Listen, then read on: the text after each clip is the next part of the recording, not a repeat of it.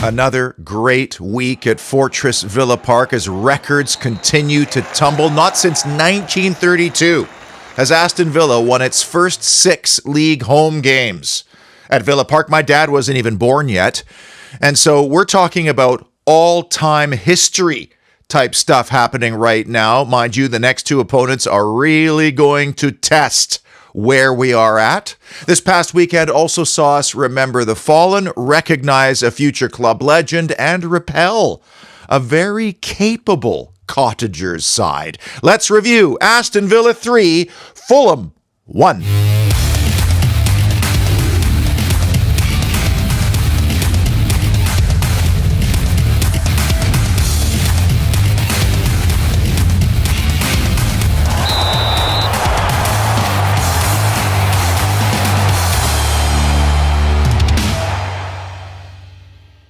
And it's not just the players who are performing well at Villa Park. Even the bugler made the team of the week. This is Scott Clark, and he absolutely nails the last post. Do you know how hard bugling is? Like, you don't have keys, like on a trumpet. And remember Caden Story, the Forest bugler from last week?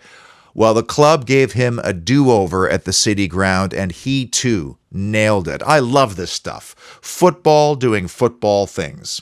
And I should also mention a pal of mine and a huge supporter and advocate of this show, Alan Crampton, celebrated his 50th year of supporting this club. 50 years ago, a half century. He was there to see Aston Villa 1, Hull City 1, and right now he's in the middle of moving his magnificent Villa Park Subbuteo Stadium to the Fox and Farthingale for a Just 14 event. A little bit stressful, but happy supporting the Villa anniversary hour. Welcome officially to the Holy Trinity show, which chronicles the 3 key issues or moments that defined Villa 3, Fulham 1. And reporting from Fortress Villa Park, guitarist for the metal band Atarka, Alex Dutton, who is fast becoming a senior correspondent with all his fantastic videography work.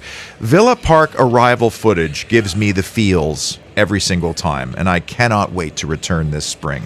And we also got some great footage from executive correspondent Samir Gaby, who was wearing this beautiful Luke-era classic back when John McGinn was a £2.5 million acquisition. We'll start as usual with the key numbers, which were the proverbial tale of 2 halves. Fouls committed tells a bit of a story. I predicted at the start of this season we would be one of the league's most fouled teams. And you know what? That is bearing out now. That is partially because we have clever players on the ball, but also it means that we are getting away from the opponents at times, and it means we are controlling the game often from dead ball situations. 4 for us, 17 for Fulham is dramatic. And the man calling those fouls, the man who most resembles a Simon Hooper. Let me show you just the second half numbers from the match, and I don't know what Marco Silva said during his halftime team talk, but there's no question that the introduction of Harry Wilson at halftime did help change the dynamic of the game as Fulham wrestled control away from Villa. Some people will say Villa took their foot off the gas.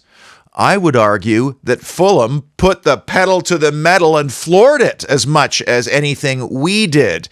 And I can also make a very strong case, as I make week after week, that we had some tired legs there. When you think about Louise, McGinn, Kamara, Dean, Ollie Watkins, how many players put in a big shift over the course of the week against an opponent that didn't have a midweek match? Just with Fulham, if you compare this period of the season with the exact same period last year, they're down 10 goals. That's significant. Not quite a goal a game, but is that the Mitrovic effect? They finished in 10th last year, 9 points behind us. Now they're 16th, 12 points behind us. Don't you think those 10 goals might have come in handy for them? Because the rest of the squad is pretty much the same, and I rate that squad. I thought they gave us an excellent second half challenge, maybe one of the best of the season. and it finished 1-1. And credit, at 3-0 down, it would have been easy for heads to drop, and they did not. The lens through which I view football is partially through my coaching understanding and the need for education and new inspiration and mentorship, combined with my past life as a commentator where you are literally storytelling on the fly of an unscripted drama. And I see the game this way.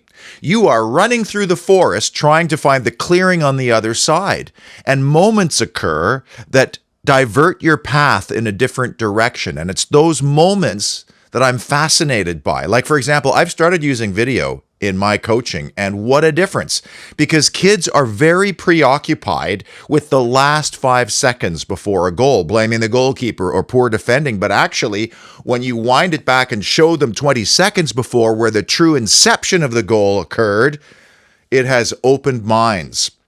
And so that's why, and especially in this game, I look at a couple of moments that really could have gone and taken the game in a different direction. A perfect example of what I'm talking about, and one of my big moments of this game, was the cash exchange, which occurred 24 seconds before a critical second goal. Villa's on this pathway leading 1-0 and fully deserved. We had chances. We probably should have done better. Moussa Diaby's.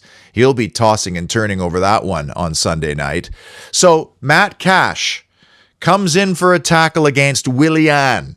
If he doesn't get that spot on, A, he might have been sent off because he was the last man. B, he might have missed completely, sending Willian on a breakaway, basically, for Fulham. Instead, he makes the tackle, and 24 seconds later, John McGinn scores a late first half goal, and our path continues to go in this direction. Unusual fact, Anthony Robinson had a hand in every single one of the goals of that game. He scored the own goal, he had the own assist by heading it straight to John McGinn, and then he turned the ball over that led to the counterattack and the 3-0 goal, for which it was booked because he argued that he was fouled when he wasn't.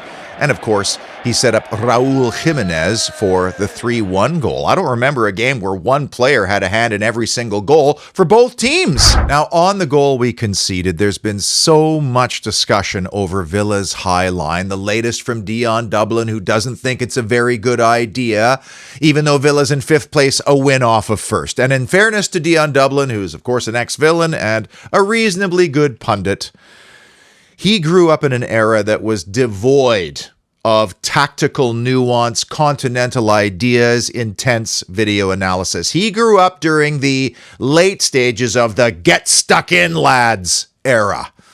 The reason why you leave space in behind is so that you compress the field ahead of you in order that you force the opponent to have to think quicker and make faster decisions on the ball, thus turning it over or overhitting passes, mistiming runs, getting caught offside, or having the goalkeeper come out and claim the ball first. The problem on the goal is not the space and the high line they've left. It is the fact that Harry Wilson has way too much time on the ball to pick out the pass in the first place. Whose responsibility was it to put more pressure on the ball here? That's the problem, not the high line. Big, wonderful issue. Ezri Konsa finally gets his senior England call-up. He was a member of the U20 World Cup winning side in Korea of 2017, but he was just 17 at the time, playing for Charlton Athletic, so he was peripheral, but still would have gained a lot of valuable insights. And now he's a member of Gareth Southgate's squad, and he may not play a minute.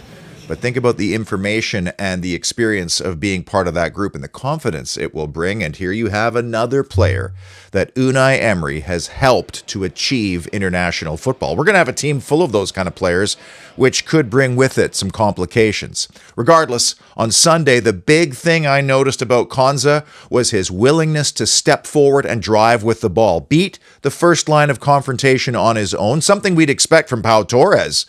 But if Konsa's adding that to his game and we have two players who can do that, that's a bonus for us. He's always been a player who's hard to get past because he's rapid. He's an athlete. But to have that ability to drive forward as well. And by the way, he was also our most accurate passer on Sunday, just edging out Boubacar Kamara. Big issue. Tielemans tapped up. Yuri Tielemans getting his first Premier League start for Aston Villa. And I understand it has a lot to do with his great attitude and work rate, and perhaps has something to do as well with a falling trust in Nicolo Zaniolo, who had a very poor outing in the first half at Nottingham Forest and was dragged at halftime. Now, he was kind of shoehorned into this lineup because I don't think that's his preferred starting position on the left-hand side. He looked very comfortable playing behind Watkins as a 10, and he also, of course, is very comfortable playing in the middle of the park in any of those roles. But credit to him and his footballing IQ that he made it look like he was comfortable playing in that position. And I talked about fouls earlier. Well, he drew 4 of them by himself because of his ability to wriggle out of things. And on the goal, he used his left foot to deliver the perfect chaos ball.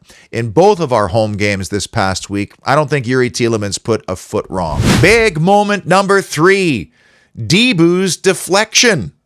Here's a perfect example of a moment. You're going down this pathway in this direction, and all of a sudden it could go completely in the opposite direction on a day when our future legendary goalkeeper was recognized for his goalkeeping, Ballon d'Or basically, the Yashin trophy. And it's great being a goalkeeper for Aston Villa. You don't have a whole lot to do very often unless it's with your feet. But the trouble is, then you still have to be sharp in those moments where oftentimes you're kind of cold. This was one of those moments. The save came just 3 minutes into the second half. So just think about the implications of that purely from a timing perspective. The visitors score there, and now suddenly they have all the belief after a rousing halftime team talk, and he did save it. You could tell right away by his reaction that he got just the slightest tip to push it onto the post. It was a very good couple of home games for Dibu this week to bounce back from the Forest affair. So that's 15 straight home wins now for Martinez. I forgot he didn't actually play in the Hibs playoff game, but 15 in a row. That's fantastic. And I talked about the pathway analogy. Think about how the pathway changes if that one nestles into the far corner. Big moment number 2, Watkins, wire to wire. Leon Bailey provided a crucial assist in this critical point in the match, and I've said often about our cute and cuddly Jamaican that he is perfectly suited for these situations. The opponent is trailing, and they have to commit men forward. And isn't it ironic that Anthony Robinson, of all people, was the one who earned Fulham the corner from which Ollie Watkins was stationed at the near post and where he won the first ball with a towering header into midfield where Anthony Robinson turned it over, leading to a devastating counterattack. I'm pretty sure Villa and most teams really have a counterattacking plan from defending a corner, because how many times do we see that? You're defending a corner at one end, all of a sudden it's a counterattack at the other. And 1 minute and 20 seconds after stepping onto the field, Leon Bailey plays the perfect ball for John McGinn. And 114 yards after heading the ball clear from his own 6-yard box, Ollie Watkins beelines it down the field and then just opens up his right foot and allows the pace of the cross to do the rest. A lot of people did wonder after that too why Leon Bailey doesn't play on the left-hand side more, because it's his natural left-footed side, and this was a good example. But we've also seen many examples, probably more, of where as an inverted winger on the right-hand side, he comes in late and clobbers home with his left. Again, with that pathway analogy, the 3-0 goal allowed Villa to see the light at the edge of the Forest, which is the clearing and the 3 points that they were seeking. And to score at least 3 goals in every single one of their 6 home games this season is an extraordinary fact, and it should have been 4. I feel bad for Ollie Watkins because the ball spun off the crossbar kind of weird, and then he just got his body shape all wrong. And judging by his reaction, he must have a very lucrative goal bonus, and every single one of those goals counts towards hitting that target. But what a counterattack. What an overlapping run, too, by Bailey. He times that perfectly. McGinn holds it. Watkins times his run to perfection. I mean, it's almost telepathic at this stage. Before we get to number 1, there was some royalty in the house on Sunday as Ron Handsaker, the governor, who's been supporting Aston Villa for 70 years. He's been to every single cup final during that time, taking his son Paul with him. but had never once watched a game from the Holt End. Cross that one off the list. And you know, Ron was also the one who sacked his son, Paul. Talk about pathways and moments. Well, that's the one that led Paul down the road of changing things up, forming his own company, 24/7 Services, and getting up on the roof and doing the work with his crew. And by the way, another viewer of this show, Mark Morgan, wanted his glassed-in porch redone. And to make sure that Brad found the house, he tied his Villa scarf to the front gate. And I imagine Mark sitting out on many a lovely, cozy evening, maybe with a glass of something nice, enjoying his beautiful new glassed-in porch. And the number one big issue or moment that defined Villa 3, Fulham 1, monstrous McGinn. It's not the first time I've used that one on this show. And I think we can all safely and comfortably predict that one day the Meatball will be an all-time club legend, right up there with all the wonderful characters from the 82 year. And that's because of his service to the club and his tenure, the type of player he is, and also his personality. And at 29, I figure we'll get at least 5 solid years further out of McGinn. And with today's science, diet, exercise, and all that, it's not hard to think that a guy like that could play on until he's 37 and 38. And I also wouldn't be surprised if all of those years were with Villa. He was monstrous in the first half. He had a fantastic battle with Paulinho and won those duels for the most part. And that's one of their most important players. Even drew a yellow card out of their Portuguese talisman. And of course, he went on to score the game-winning goal. The interesting thing about this goal is that 20 minutes earlier, McGinn found himself in the exact same position with Diaby on the left and Watkins on the right. And on that occasion, he elected to try to play it through for Diaby, who ended up being offside. And I just wonder if that somehow set up and allowed him to have a go this time, because the ball popped to him directly from Robinson off a header, and you can be forgiven as a defender for wondering, is he going to try to play a piercing ball through a channel once again? And are you allowing him maybe a little more room to have a go? And by the way, the finish, that's a left-footed shot that hooks into the opposite corner. You'd favor the goalkeeper often in those situations, but he hit it so perfectly, Bernd Leno has no chance. I already touched on McGinn's role in the 3-0 goal, which started with a beautiful left-footed out-swerving ball that invited McGinn to drive with it. But he does the rest. He draws 2 defenders and then delays long enough for Bailey to run the overlap before he plays the ball between them. This guy is so unique in football. His little alligator arms, his pronounced seat, the patented McGinnian spinorama, and the fact that Unai Emery is heaping so much praise on him right now and why he is the perfect example setter for the team could be defined in one moment late in that second half, keeping in mind that McGinn was on the verge of a 270-minute week. And that was the duel with Calvin Bassey, who is also not some kind of shrinking violet wimp. This is a sturdy customer. And McGinn battles with him and wins the ball and loses the defender before setting up the chance for Ollie Watkins. If that goes in, what an exclamation point that is on the win, and it would have all come down to the combativeness of John McGinn. McGinn's first half numbers were remarkable. By halftime, he had already won 10 out of 11 ground duels, and over the 90, he was successful in 7 of 9 attempted dribbles. Those are big numbers for a central midfielder, a guy playing in congested areas of the park. He did slow down in the second half, but maybe that was due to all the miles he put on this past week. And my frustration with McGinn of 2 to 3 seasons ago, and I think many people felt the same way, is that he wasn't winning those duels, or he wasn't successful on those dribbles, and he was turning the ball over all the time. But now, with great coaching and with confidence and learning spacing and how to use his body, he has become such an impeccable example setter and such a combative captain. I mean, the only way we can characterize the form, the consistency, and the improvement in John McGinn over the last year or so is utterly dramatic, and some of that has to do with Unai Emery, but I do wonder how much of that has to do with the fact that he has found a girl and is settling down, because you know how that goes. You have a happy home life over here, and you love your job and respect and admire your boss. I mean, for a dude, life is beautiful. If you only have one of those things, or heaven forbid, none, life is hard.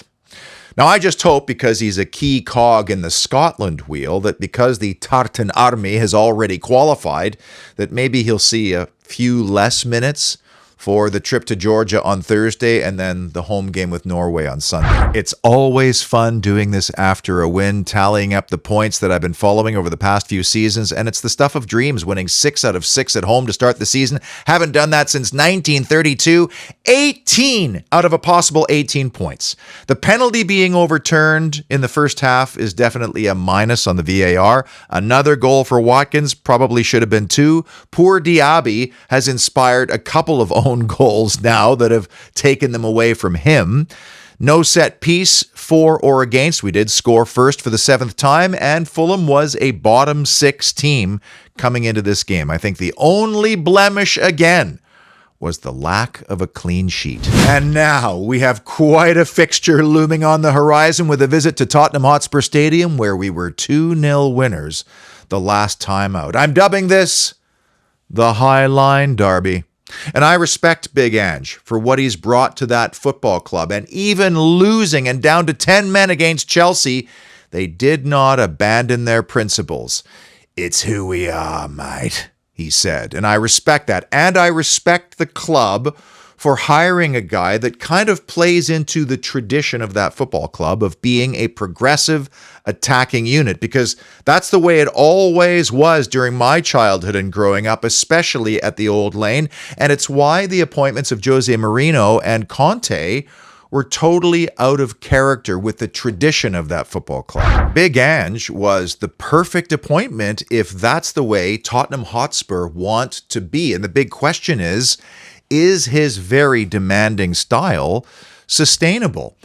Maybe not this season. Who knows? But give him and Johan Lange and Rob McKenzie some windows to work with to bring in players to add to the ones he's inherited. Who knows? But they are going through an injury and suspension crisis right now. Not available for the Villa game: James Maddison, Richarlison, Yves Bissouma, Christian Romero, Mickey van de Ven, Ivan Perisic, Ryan Sessegnon. I feel like I'm missing one still. Rodrigo Bentancur is back from the ACL injury, but he's gone straight to South America and is now representing Uruguay under Marcelo Bielsa, another demanding manager, in some critical World Cup qualifiers. I'm sure Big Ange is watching those games through his hands like this. There's still plenty in that squad for Spurs to work with when you consider Sonny, Kulusevski, Brendan Johnson, now Pape Sarr, and others. But I also imagine there's probably some anxiety about the timing of this fixture, given that we are just 1 point and 1 place apart from each other in the table, and the fact that Spurs is coming off the spectacular 4-1 loss at home to Chelsea and then a catastrophic double stoppage time defeat at Wolves last weekend. I don't want to say this is a big opportunity for us, but in order for our club to progress, we've got to improve and be more consistent in our away form. And any of the players that take part in the game on the 26th will probably still have good feelings and can take confidence from the game there early this year. And I'm happy to report it was a double win weekend for yours truly. We were on the road, we fell behind, and we're trailing early, and look at this from Levi Klassen. He steps into this and blows it past a bewildered goalkeeper. It changed the game. And later, as we rattled off 5 straight goals, Gavin Hall, from an almost impossible angle, right-footed, goes post and in. There's nothing more satisfying than a couple of wins. We had a couple of fantastic dinner parties as the entertaining season is full on. Holidays on the horizon, a little respite now. It's a good time to be alive and to be a Villa fan. Until Spurs, be well. And as always, up the mighty Villa!